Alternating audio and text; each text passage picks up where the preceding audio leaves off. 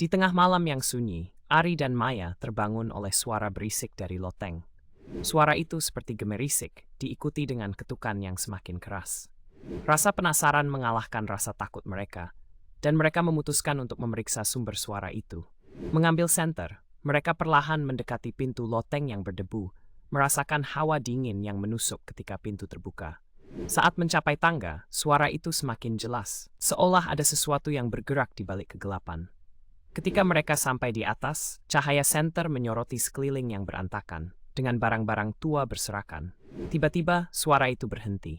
Mereka saling memandang, ketegangan mengisi udara. Ketika Maya berusaha berbicara, sebuah bayangan muncul di sudut mata mereka. Dengan cepat, Ari mengarahkan senter, tetapi yang mereka lihat membuat jantung mereka berhenti. Seorang anak kecil, wajahnya pucat dan matanya kosong, berdiri di sana, tersenyum lebar. Lalu, suara itu kembali.